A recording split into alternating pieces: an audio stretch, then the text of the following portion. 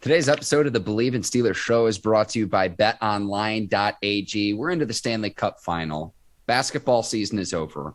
We're in the football offseason, and Ike, Major League Baseball is also in full swing. So if you want to place a bet on any of the sports action, I also forgot, this week's the NBA draft as well. Any of the sports action, betonline.ag is the place to do it. Hey, make sure y'all go to BetOnline for whatever sport. It's always open 365, 24/7, 7 days out the week. And I'm getting into a new sport I'm starting to watch. What is BetOnline? BetOnline is sponsoring Bare Knuckles. You got it. Ike, it's very easy to get started. Use your mobile device or your computer to sign up and receive your 50% welcome bonus on your first deposit. Just use our promo code Bleav, that's BLEAV, to get started. Bet online where the game starts. All right, cue the music. It's time to start the show.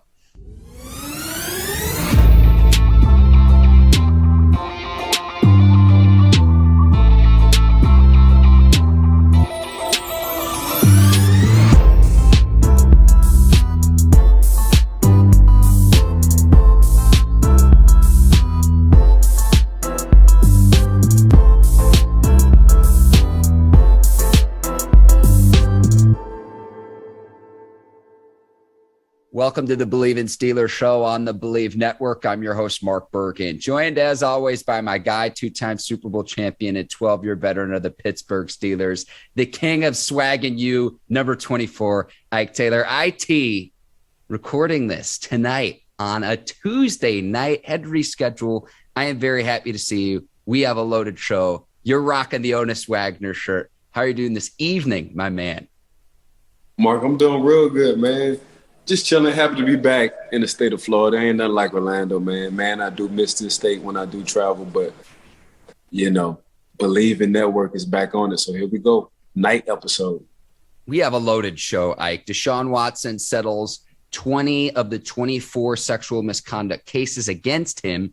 Chase Claypool says he's a top 3 receiver. Larry Ogunjobi is signing with the Steelers as well. But we begin Minkah Fitzpatrick now, the highest paid safety in NFL history. He's the NFL's highest paid safety. We tried to tell the listeners and the viewers that this was going to happen. We spoke it into existence. We manifested it. Well earned for Minkah Fitzpatrick. I'm very glad to see that Omar Khan and company got a deal done in advance of the 2022 season before Minkah entered the final year of his deal with the Steelers. Y'all don't have to like what Mark and I be saying, but y'all got to respect that we said Minkah Fitzpatrick will get paid at least 3 or 4 months ago. Y'all don't have to like my shirt of Pittsburgh Wagner, but you got to respect the fact it's one of the highest trading cards you can ever get. Basically is what I'm saying. Stay tuned, pay attention to what Mark and I say on the Bleav in Network, because all we spit is fire. I agree, Ike. And for the kids out there watching or listening, Honus Wagner, Google it. Most expensive trading card ever. So that's the shirt Ike's wearing on today's show. But Minkah Fitzpatrick, we said this was going to happen, and I look at what the players say, Ike. When I see that Deshaun Johnson says that he is worth every penny, he's seen it all in his NFL career as a receiver. But I'm very happy to see that this gets done because, Ike, I know that Derwin James' contract is going to be up. James hasn't stayed on the field in the same way that Minkah has. Bates, the safety over in Cincinnati, is going to get a big deal too. So I do anticipate, whether it's next year, the year after, 3 years from now, that someone will break Minkah's deal. But you tell me this all the time about the Steelers organization too. Slow money is better than no money, meaning the 4-year contract extension worth nearly $74 million. I would anticipate that Minkah Fitzpatrick will see all of that money. And if he plays well for the next several years and gets back to that all-pro level, I would expect for the Steelers to sign him again once this deal is up after the 4-year contract extension expires in the next several years. But I'm very excited that he will be in the black and gold for years to come. Yeah, Minkah 25, Mark. 25 years old. Leads the league in the most picks in a couple of years. Been all pro a few times. make plays when plays are needed. But the most important part, Mark, he's always available. So, yeah, you can talk about your Derwin James and you want to talk about the talent. The talent has no ceiling when you talk about James. Yeah, you can talk about Bates all the time. The talent has no ceiling. But we're talking about consistency. We're talking about making plays. We're talking about when offense can't score an offensive touchdown, who you going to call? It's not T.J. Watt, and T.J. Watt is the league's defensive MVP. It's Minkah Fitzpatrick. And when you get a guy like Minkah Fitzpatrick, and we had the head coach and Mike Tomlin on our show a month ago say he's seen this before, meaning I had these conversations with a Hall of Fame guy named Troy Polamalu. I'm having the same conversation with Minkah Fitzpatrick. So, yeah, he's supposed to get paid the highest at his position because this is the most important part in the best factor. He's always there. He's never late. He's professional. He's a professional, and he always on time. So every time you're looking for a play, who you call? You call Minkah. So all these guys' ceilings are high, and I get it all the time. But I didn't see this a lot. I didn't see a lot of guys with a lot of high ceilings, but they're never available. And what is Minkah towards all of them? He's always available. Even though the Pittsburgh Steelers didn't draft him, we said this last year, he feels like and he looks like he needs to be a Steeler, and it's proven year in and year out with Minkah. And he was only involved in 4 turnovers in the 2021 season. But the reason for that, Ike, is because of the struggles of the front 7. He had 124 tackles last season. That's too many at the safety position, but it was because when teams ran against the Steelers defense, they were getting to the second and third levels consistently because it was a struggle with the front 7. Something I would expected to be shored up. And then Minkah can play that center field position that he is excellent at and can be more opportunistic, which is what we saw in 2019 and 2020 when he was an all-pro. But since the Steelers got Minkah Fitzpatrick, he made his Steelers debut week 3 of the 2019 season. First in total QBR, efficiency, and completion percentage, leading the league. So the impact that Minkah has made on the back end for the Steelers when he can be opportunistic, when they're getting pressure on the opposing quarterback and they're getting a push on the front 7, he consistently makes plays. And sometimes it doesn't even always show up on the stat sheet either, right? And here's what I mean. Remember the final week of last season against the Baltimore Ravens when you absolutely needed a stop. Who was it that made the play? It was Minkah Fitzpatrick on a pass deflection. And that was the difference for the Steelers between making the playoffs and missing the playoffs. It's not going to show up as an interception on the stat sheet, but that's the kind of impact that you're talking about that he brings to the table at the safety position. Yeah, I've watched a few shows, Mark, and they say, the NFL is trending more towards the offense. And right now the Pittsburgh Steelers are dead last when it comes down to not cap space, but just paying guys on offense. But they should be. Because these guys on the offensive side, 1, are still young. 2, they still have a lot to prove, to say. They need a new contract. And by the end of the day, we all know the LA Rams won a Super Bowl last year. If you watch some of the highlights on what Coach Sean McVay said on the sideline and who he kept saying repeatedly throughout the course of the game, Aaron Donald, we need to play. AD, we need to play. AD, we need to play. He wasn't saying Matthew Stafford. He wasn't saying Cooper Kupp. He wasn't saying OBJ. So by the end of the day, defense wins championships. Offense can make it look cute and pretty, but you're only going to win Super Bowls if you have a defense to stop the opposing team. And that's exactly what happened. So by the end of the day, these shows can talk about whatever they want to talk about on the league is changing to an offensive setting. No, to win Super Bowls, you have to have a defense. Yeah, and I go back to a few years back when the Buccaneers and Tom Brady won it. I know Brady won Super Bowl MVP, held the Chiefs to 9 points and held the Chiefs' potent offense without a touchdown. What are we talking about, Ike? Ivan and I was there for that game. So, again, you can say what you want to say. When it comes down to the offensive side, if you play fantasy football, they can win you a championship all day. But when it comes down to the playoffs and winning these Super Bowls, you have to rely on the defense. One other point, too, with I guess, the lack of salary cap allocation on the offensive side of the ball. And we've talked about this too. Everyone on the Steelers offense is like 25 or younger. Improving. So why would they have a ton of money allocated to the offensive side of the ball when everyone is young? We don't need to list off all the players, but everyone is 25 and younger. You can look this up. Correct. On the offensive side for Pittsburgh, it's really a gift because they still in their unproven years. They still got to show 2 to 3 years of consistency. So yeah, right now on the defensive side, that's where my strength is. So I have to pay where my strength is at right now. And fortunate enough for Pittsburgh, being known as a defensive team, you have to pay a Cam. You have to pay a TJ Watt. Now you had to pay a Minkah. So that's what we're going to go at. In order for us to win games, guess what I'm going to look towards? Guess what I'm going to lean towards? I'm going to lean to my defensive side.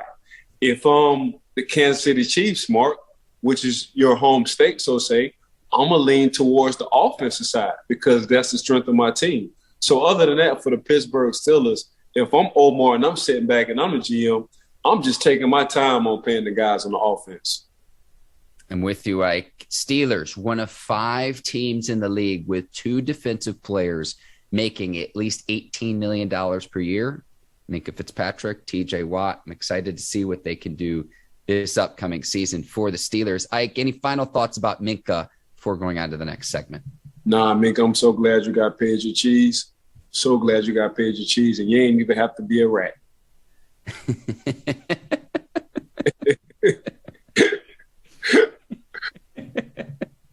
There's a Ninja Turtles joke somewhere in there, but I love it. I will say this too about Minkah. The gratitude he expressed where he said there is a endless list of people that I could thank. The importance of expressing gratitude and appreciation spoke volumes to me, even just outside of football. I thought that was pretty cool during his opening remarks during the news conference to announce his contract extension. Speaking of the contract extension, though, the Steelers now, if you're in Omar Khan's shoes, who are you extending next? There are several options. My pick might surprise you, but if you have to decide, who do we want to keep in the Steelers uniform for years to come, who would that player be? Diontae Johnson. Okay. I got to pay Diontae Johnson, or I would like to pay Diontae Johnson because I've seen my offense when he's on the field and when he's not on the field. I've seen how electric he has been to this offense when the ball is in his hands. I've seen this before. So I'm not saying he's an Antonio Brown, but I'm saying he has Antonio Brown playmaking ability. Mm-hmm. I've seen Davante Adams, who now is a Las Vegas Raider, lead the league in drops. And since then, he's got paid buku money. I've seen Diontae Johnson lead the league in drops.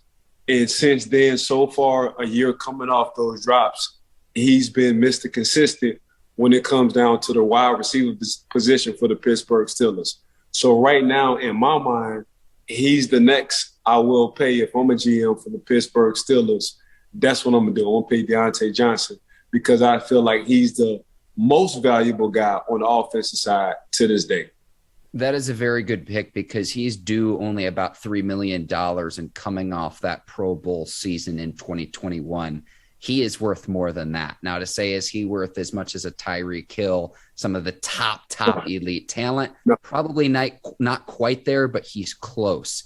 Now, this is also integral that the Steelers' young receivers, Chase Claypool, the 2 rookies, George Pickens, Calvin Austin III, have good seasons because if the Steelers and Johnson can't reach an agreement, someone is going to pay Diontae Johnson beyond this season. And if he can replicate what he did a year ago, this upcoming season in a contract year, he's going to get paid. And I'm curious to see, I know he ended up showing up to OTAs, but could it be almost a hold-in situation from what we saw with TJ Watt if he wants to get his money now?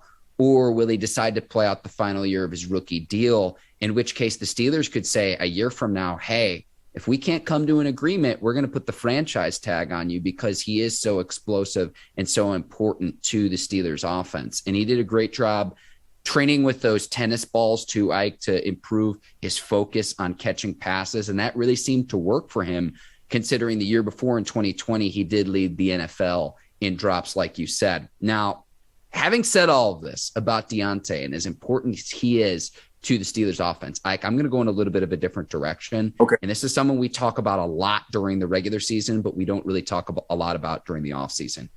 Lock up Chris Boswell.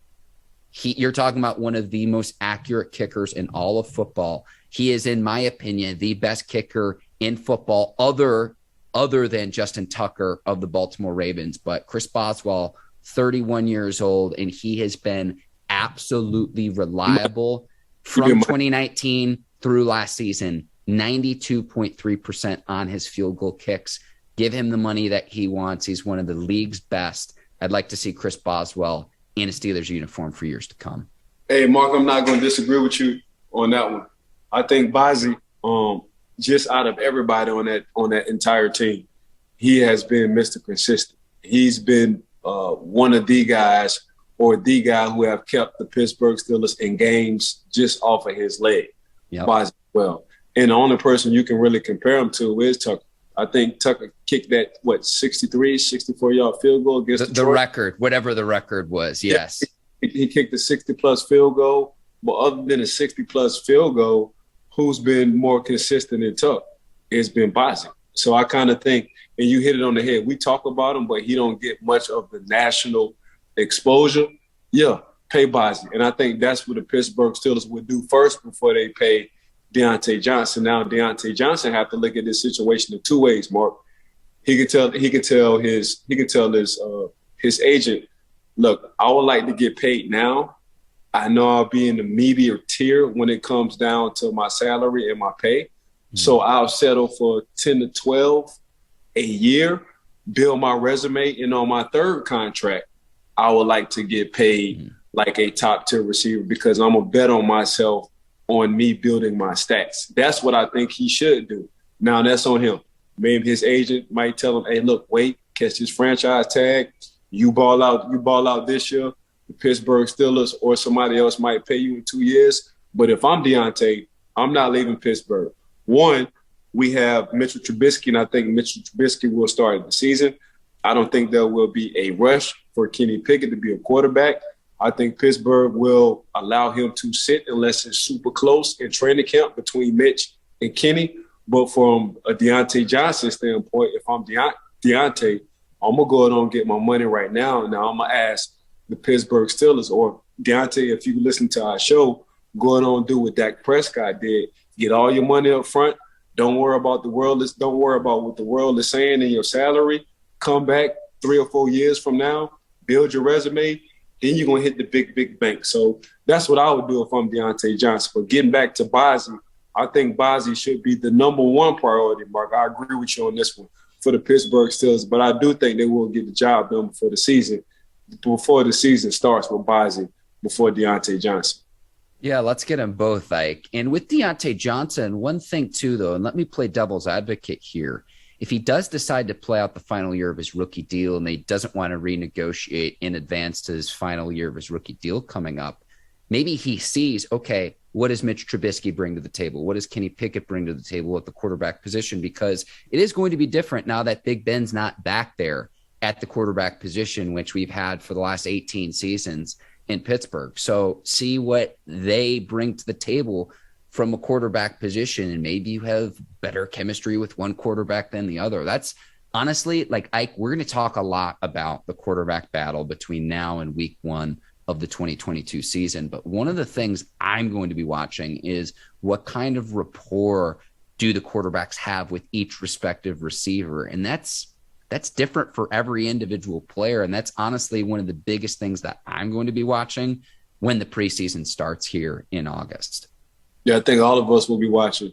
7, when I say 7, I'm talking about future Hall of Famer, Big Ben. 7 been under center for the Pittsburgh organization for a long time.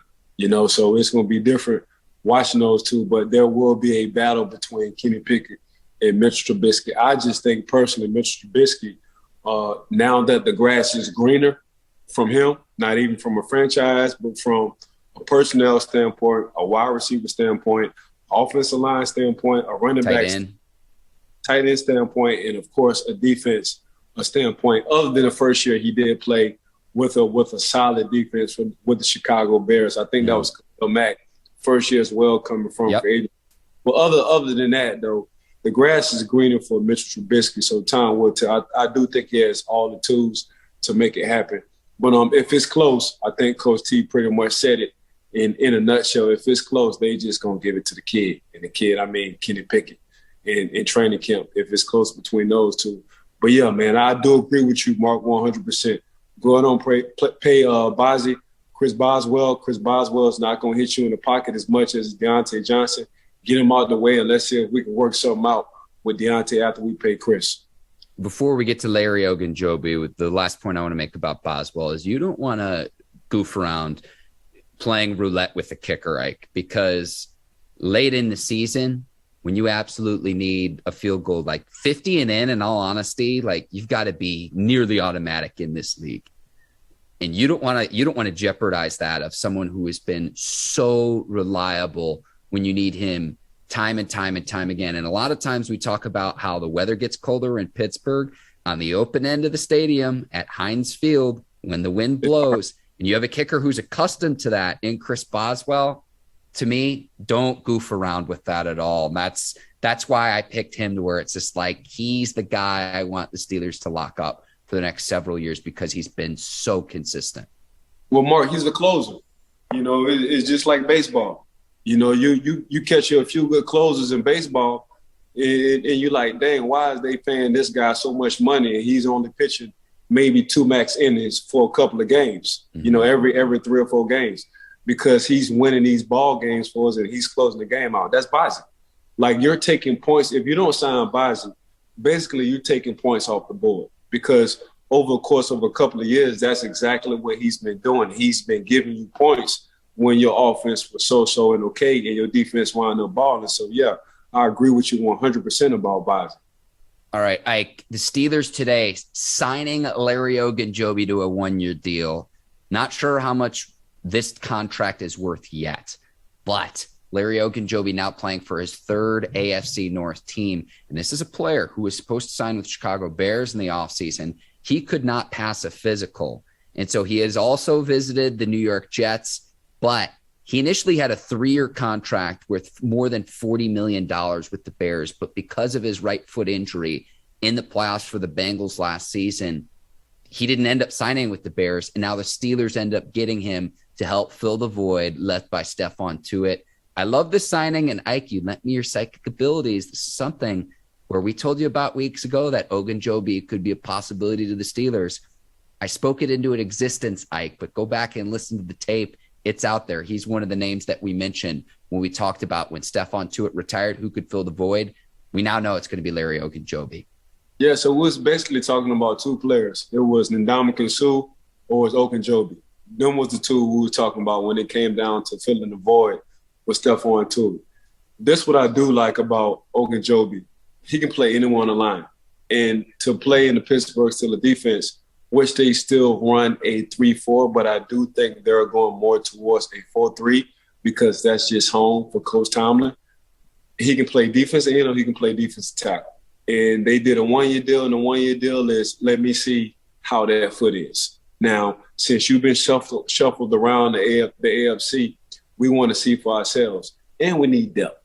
You know, so you get a veteran guy on the 1-year deal, a hope and wait and see. If he does ball out this year, I'm sure the Pittsburgh Steelers, if he wants to come back, he will re-sign with the Pittsburgh Steelers. But he might, you just never know. Mitchell Trubisky might put in a word or two with Ogunjobi on coming to the Pittsburgh Steelers. You know what I'm saying? So that's how I look at it. But we was looking for depth at that defensive line position.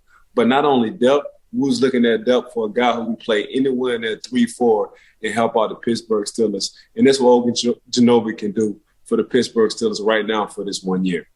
Like, this is a very easy joke. This has just got to be an absolute doomsday for Mason Rudolph, because here he goes into the offseason, the only Steelers quarterback on the roster. They end up signing Trubisky. Then they end up drafting Kenny Pickett. And now they've got Larry Ogunjobi, who, remember, was involved in that 2019 on-field brawl between Myles Garrett and Mason Rudolph when he was a member of the Browns. Larry Ogunjobi, I'm talking there. So I know there's some beef there, and I'm sure reporters are going to ask Rudolph and Ogunjobi about it. And honestly, it happened so long ago, I bet it's long lost history.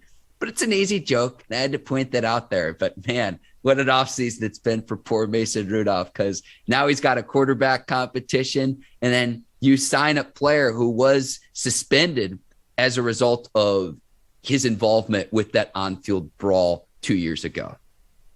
You know, they say pressure build diamonds. So we've been talking about Kenny and Mitchell Trubisky. Yep. You know, you just never know how Mason Rudolph might come out this training camp.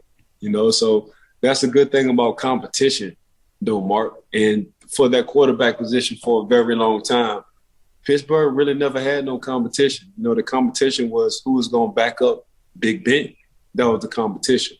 So whoever wins this battle in training camp and during the preseason for the Pittsburgh Steelers, they deserve that, because you got Mitchell, you got Kenny, and you got Mason. Yeah, amen, Ike. And with Ogunjobi, too, I like his experience in the division and understanding what each of the different teams bring to the table. And it's like, once his time is over in Pittsburgh, is he going to complete the full length and end up playing for the Ravens at this point, because he's played for three of the teams in the division, Ike? But again, considering that the money he was due to make in Chicago, and I see that the Steelers get him for 1 year, we'll see what that figure ends up being. I'm sure it's going to be lower than what Chicago would have offered. You could be talking about a real steal for Pittsburgh here. So listen, glass half full perspective, I absolutely love this signing for the Steelers, in all honesty. And again, I wanted them to bring in someone, a veteran presence along that D-line, considering that Stephon Tuitt retired. Don't want to put too much pressure on the rookie DeMarvin Leal out of Texas A&M. But now it's like whoever the hot hand is, you can keep all of the front seven fresh, specifically along the interior. Ogunjobi, Cam Hayward, Leal, Tyson Alualu. You've got bodies now, Ike, and whoever's playing well, keep them out there on the field. If you need a breather, there's someone who's capable and demonstrated that he's capable, ready to come in too. And so, again, Alualu and Tuitt, two players that the Steelers desperately missed last season. Yeah, you definitely want to build a wall. And with Ogunjobi, you want to have depth at that part, especially that D-line, because the Pittsburgh Steelers, let's just face the facts. They didn't do well in that rushing defense at all. Now, when it comes down to sacks, they sack kings. They will get sacks all day, just as TJ Watt and company. But when it comes down to stopping the run, there was almost dead last on stopping the run in the NFL, and that's something you don't want. So you get a stout and you get depth at that defensive line. There's two places you want depth at now in the NFL. You want depth at the D-line and you want depth at that secondary. You know, so that's what I'm glad the Pittsburgh Steelers did. They wind up getting a young buck coming out of Texas A&M as a rookie. They wind up signing Larry. Then after Larry, you wind up, you know, having Cam Tuitt retired. Tuitt was a monster on the defensive line. So that's just, if I'm a GM, that's the two spots where I'm looking towards. I'm looking for guys to get to the quarterback, which I have. I'm looking for depth to help stop the run. And I'm also looking for secondary guys, which they do have now. So, yeah, that's the two main. But, yeah, Pittsburgh, this was a need the Pittsburgh Steelers needed to fill in the offseason, and they did exactly what they needed to do. Ike, I'm going to put this out there, too. I'm saying this right now. It's June 21st saying this. It's going to be a big year for Alex Highsmith. I honestly think he's going to play like at a Pro Bowl level, because I think he's going to reap the benefit of the attention TJ Watt garners, the attention Cam Hayward garners. Ogunjobi's a reliable veteran now. Alualu's back. He's a reliable veteran. He's going to have some one-on-one scenarios, and almost what we saw how Bud Dupree reaped the benefit in his final 2 years in Pittsburgh. And again, I also think about what's my guy who ended up getting traded to the Chiefs, edge rusher for the Steelers. Yeah, anyways, Steelers wound up trading him away. And I think that speaks volumes about the confidence that they had in Alex Highsmith. Correct. So I expect big things, almost like how I predicted a year ago that Diontae Johnson would be a Pro Bowler going into 2021. I'm going to put it out there. I think Alex Highsmith's going to be at that level. Let's have a Pro Bowl season, Alex Highsmith. I'm manifesting it, Ike, putting it out there. I agree.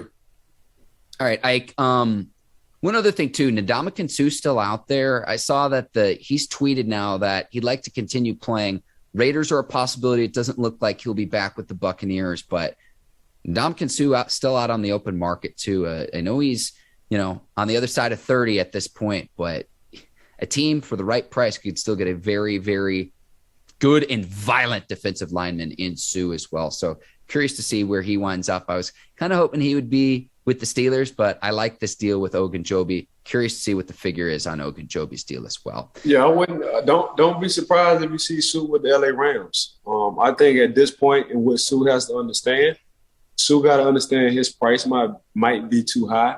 Suh have made a lot of money with the Detroit Lions, with the Miami Dolphins, and also with the Tampa Bay Bucks. So I don't think the money part is an issue. I think Suh would greatly benefit, and I think the LA Rams would benefit as well. Suh coming in and being alongside with Aaron Donald. Good luck to opposing quarterbacks. Ike, when this happens, we're pulling the clip. Psychic Ike Taylor again. I can't believe I didn't think of this. I'm mad you beat me to the punch there, Ike. Yeah, now you feel how I feel sometimes. I get some right every now and then, too. I'm not Psychic Ike Taylor, though. Okay, Ike. Chase Claypool is claiming that he is a top 3 receiver in the NFL, or that he's capable of being a top 3 receiver in the NFL. I'm going to zag here. I like that he's not lacking confidence. This was the same guy who tied a Steelers rookie record with 11 total touchdowns in 2020. And his numbers were very similar in year 2 as they were in year 1. The difference being is he didn't score as frequently. Now, I know with Chase Claypool, the clock management was an issue when late in a game, I Bleav it was against Minnesota, where he's celebrating. And it's like, no, man, you need to get to the line of scrimmage and every second is valuable. What are you doing celebrating?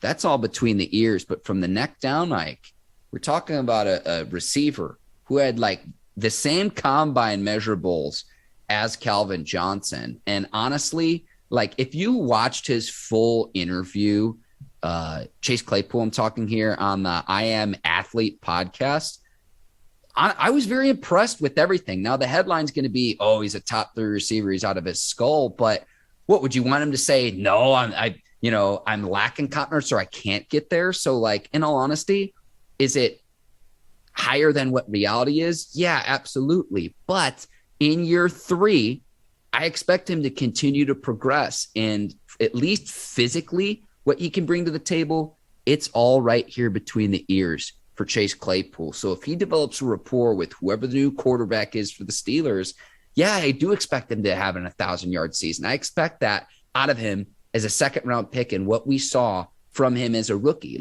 You're talking about when he plays at the best of his ability. Remember, he had that game as rookie where he had 4 touchdowns in a game, Mike. So again, it's a little bit crazy, but I'd rather have him be overly confident than lacking confidence. It's not the talent that he don't have. It's the maturity level for Chase.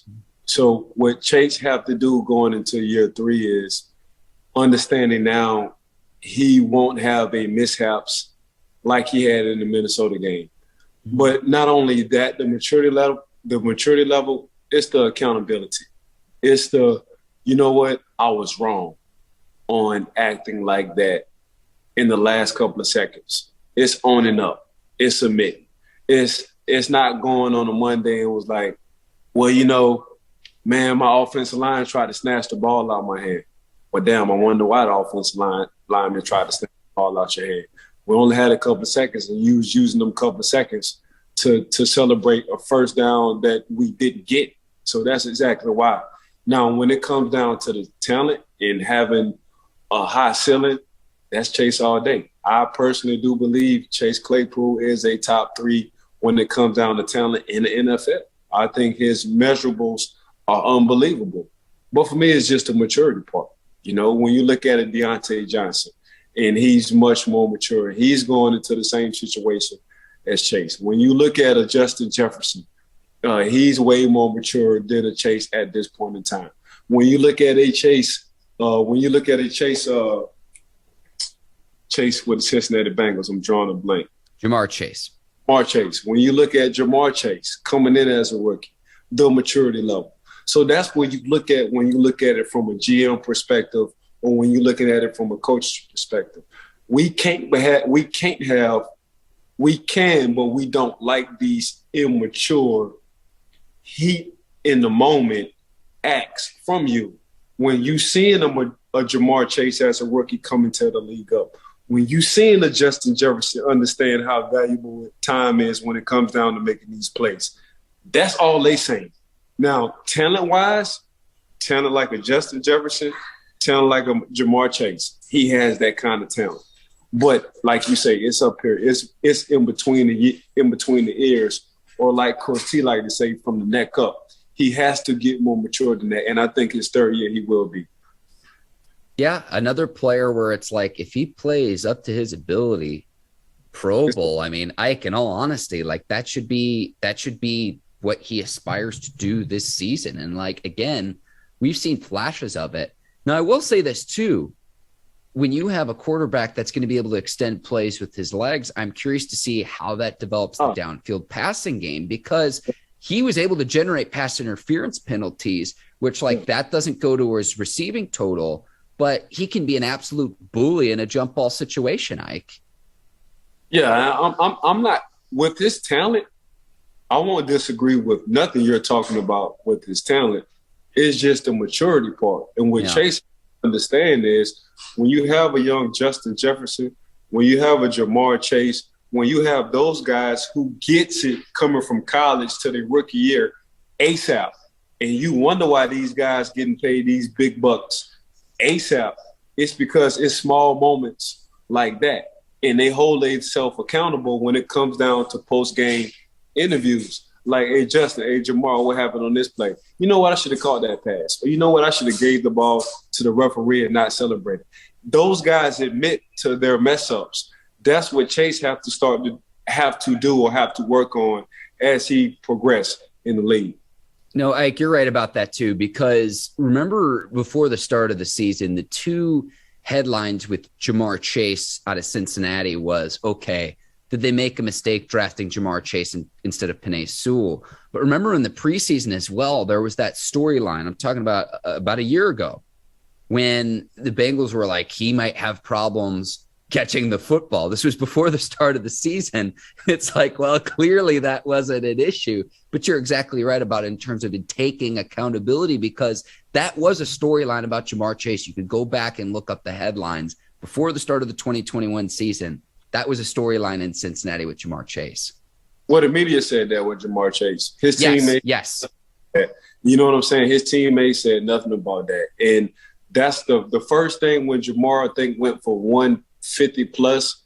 That's the first thing, Cool Joe Burrow said was, I thought he couldn't catch. And basically, so they're reading and they're hearing everything we say when it comes down to the media part. That was never the issue. Like, I've been catching the ball, for years. Just look at the LSU highlights. Look what I did these bowl games. So y'all think all of a sudden I can't catch the ball? So that's what it was. Now, coming off a year, because people forgot he sat a year off with LSU. I'm sure he just had to get back in the groove. But we all saw once Ja'Marr Chase get back in the groove, he damn near led the team to the Super Bowl with a win. Yeah, and going back to Chase Claypool, though, too, and this isn't going to generate headlines, but if you go back and watch the full podcast interview, he admitted where it's like, look, people are going to make a big deal about the TikToks, but he said, and I'm paraphrasing here, that the on-field play is a lot more important than his social media branding, but athletes do need to do that at this point for what it is that they want to do off the field for their branding, and then whatever it is that they aspire to do once their football careers are over. But he even said this too, and it's at the very start of the interview, that, look, the on-field play is by far the most important thing. So it's good to hear that he seems to at least get it. And again, a lot of people are going to take the one snippet of, oh, he claims he's a top 3 receiver and, he's out of his skull. But, I hear that and it's like, okay, hopefully he is progressing from, what we saw a year ago in that Minnesota game, which again, they ended up losing, but they needed every second on the clock. And it's like, just understand the down distance in the situation of that football game and what it is that you need to do to be able to help your team win. No, I mean, we, as young men in the NFL, we all fall short sometimes on mishaps. And that's exactly what Chase Claypool did. As long as it doesn't happen again, but what now, since receivers are getting paid, since the Cooper Kupps, since the Tyreek Hills, and you just ask yourself why I'm not getting paid or why they're not talking about me like how they're talking about a Cooper Kupp or a Tyreek Hill. One, don't nobody have the speed like a cheetah. 1. 2, Cooper Kupp doesn't have to catch the ball until the fourth quarter. He's not going to whine. He's not going to complain. He's not going to go on the sideline and catch a temper tantrum. So usually receivers like to get in a groove. They like to feel, they like to touch the ball. And when you watch the Super Bowl before OBJ got hurt, they was getting OBJ in the groove, not Cooper Kupp. But in the second half, in the fourth quarter, last quarter, who they was going to? They was going to Cooper Kupp. So that's what makes you valuable. Even though I'm not feeding you the ball, you become, and if anybody watched anything about basketball, just look at Robert Horry. Robert Horry is one of the most clutch three-point closers in the history of the NBA. He came off the bench, and when they needed about 4 or 5 threes, he'll come in straight off the bench, and he'll close the team out. That's a Cooper Kupp kind of guy. So when you see these guys getting paid this money, Chase Claypool saying it. Coach T ain't got to say too much. You know what I'm saying? So if you think you're a top 3, and I definitely do think with his talent, Mark, he's a top 3, it's just the consistency he need to have for the Pittsburgh Steelers. Shout out to Big Shot Bob, and that's Robert Horry you're talking about, Ike. It's more of a Derek Fisher guy myself as a little man, but both absolutely clutch shooters when it counted in the NBA. I like that comparison, Ike. No, I think Robert have over 6 NBA rings, but I think Robert have 7 championships. Robert Horry we're talking about. Yeah, I mean, one of the NBA's all-time clutch shooters, 7 NBA championships there, Ike, and thanks to the research department of the Bleav in Steelers show. A few other topics we need to get to. News today that Deshaun Watson has settled 20 out of the 24 sexual misconduct cases about him, Ike. And Ike, like we said on our last show, this is the reason why the NFL is holding off on making a decision, because they want to see how all of this ends up playing out. So again, the 2 grand juries in Texas have declined to pursue criminal charges against Watson, but the NFL conducting its own investigation, whether he violated the code of conduct, and the league interviewed the quarterback as well. So we don't have quite a decision from the NFL yet, but again, wait to see how this plays out before we're going to definitively say one thing or another. Watson is going to face a suspension of some sort. I can guarantee you that. I personally still think it's going to be closer to a year, but again, we'll end up seeing what ends up happening with all of this too, now that 20 out of the 24 cases are settled. Yeah. For Deshaun, Mark, with these settlements, he just wants this to go away, because this is going to be a dark cloud. The longer he tagged this along, the cloud just going to sit over his head. So 20 out of 24, I'm just sure he's trying to settle with these other 4 settlements and get it over with. And then the NFL, they're going to wait and see if any other thing come back up. That's exactly what they're going to do. It's going to be a wait and see kind of moment. So, but what I was saying on our last show about Deshaun, the NFL work a little different. They're on their own time. Do I think he will get suspended? Yeah, he's definitely going to get suspended. It's just on how long. You think a year? I don't think you're wrong. I'm thinking 8 to 10 games. I think he's going to appeal it, and he'll come back mid-season. But I think with the NFL, they're going to do their own investigation. They're going to make sure all these settlements are done and wait and see if anything else pops back up. Yeah, things that we don't know with this, we don't know what the figure was for the settlements for each of the women. And then one other thing of note that really caught my attention was so initially there were 25. One name was dropped when a judge ruled that one of the women's petition had to be amended with her name. The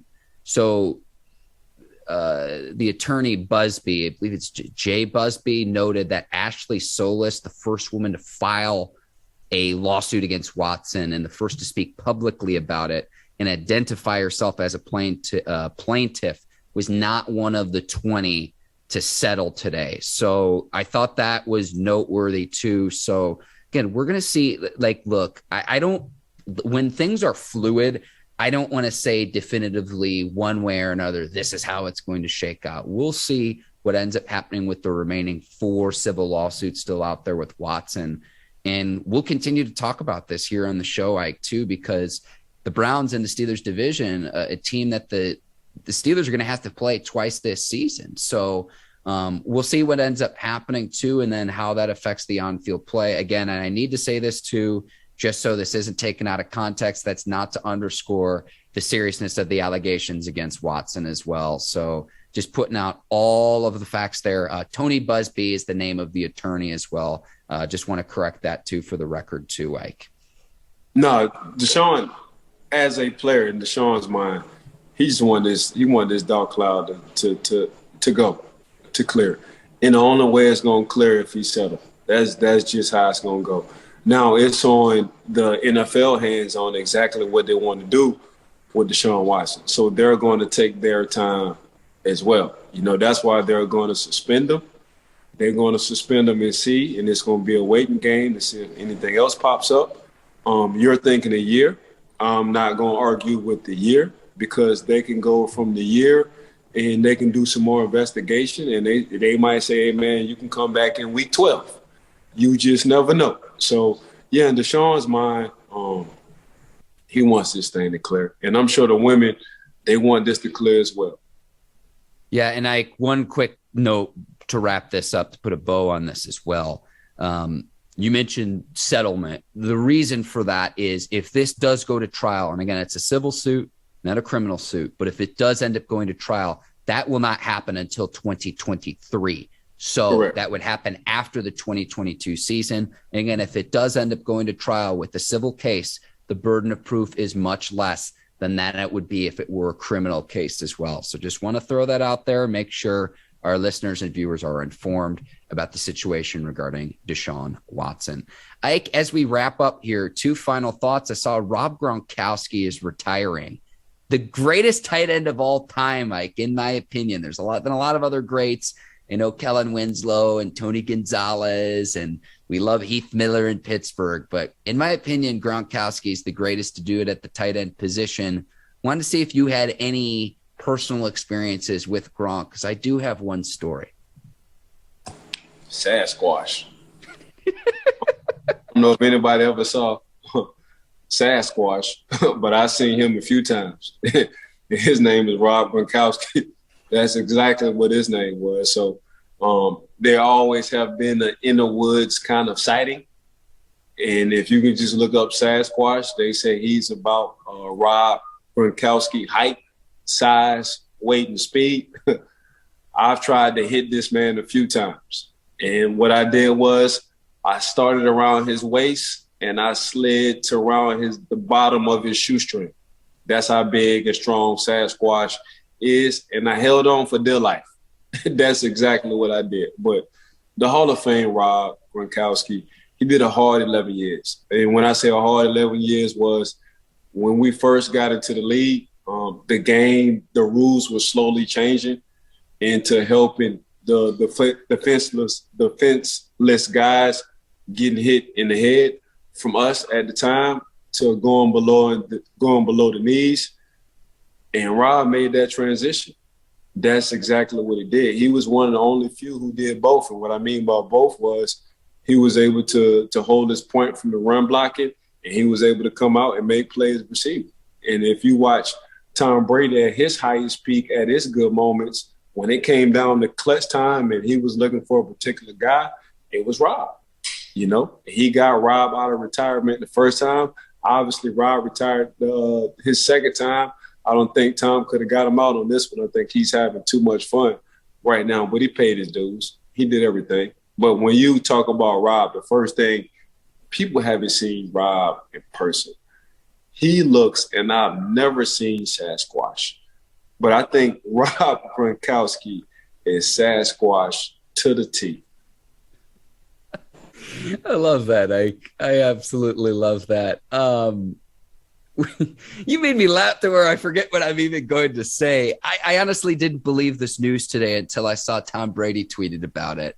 And it's like, okay, Gronk is going to retire up until Brady and the Bucs need him late in the season. So we'll see. But I will say this. I had a good buddy of mine. His older brother played college football with Rob Gronkowski at the University of Arizona. And I'm going to tell this story because, honestly, we'll tag Gronk and see if the story is true. But when Gronk was at the University of Arizona, I guess he had a rib injury of some sort that came from a house party to where Gronk and his boys decide that they're going to set up the slip and slide, Ike. And at this party, they said, hey, we're going to do the slip and slide. And, you know, Gronk seems like the type of guy where if he's going to do something, he's going to jump with both feet in.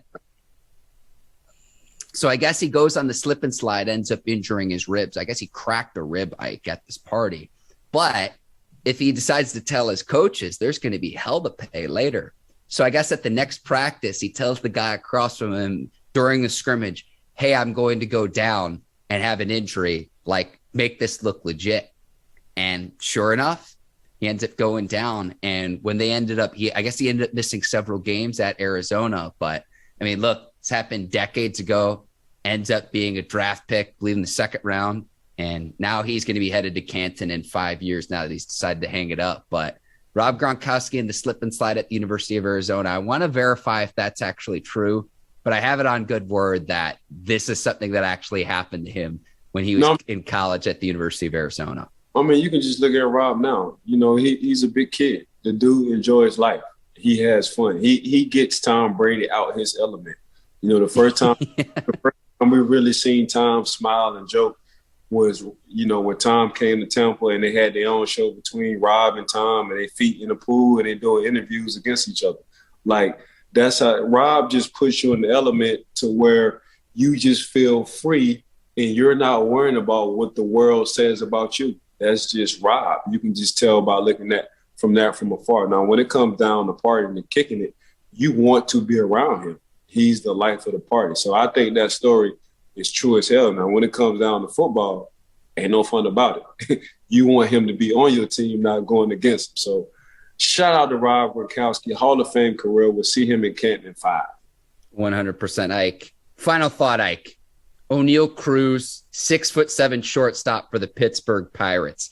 If our beloved Steelers still need a quarterback next season, if Trubisky and Pickett flame out, let's go to the ball diamond. Let's nab Oneil Cruz. This dude has a cannon, Ike, an absolute cannon for an arm.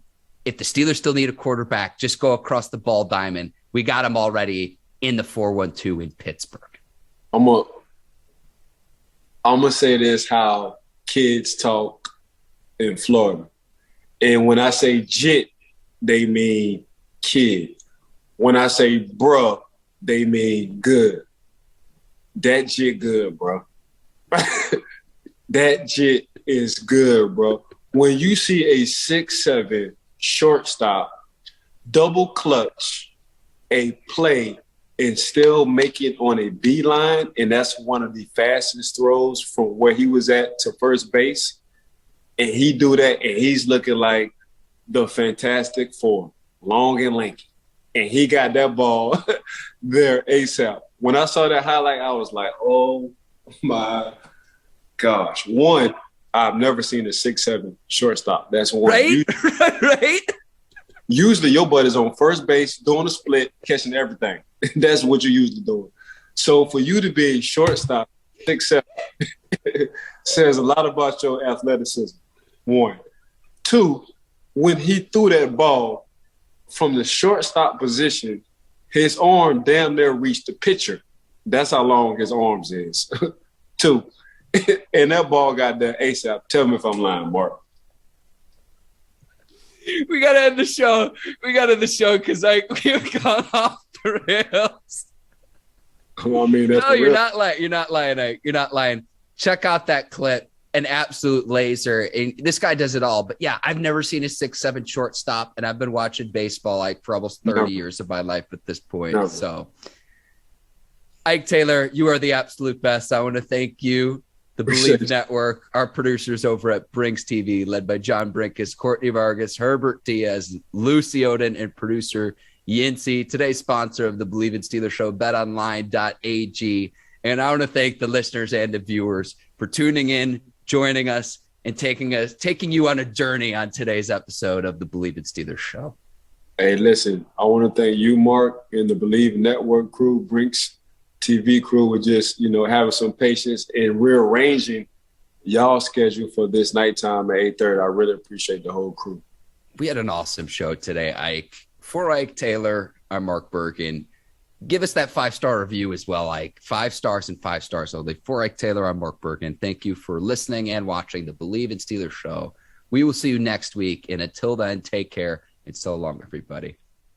Peace.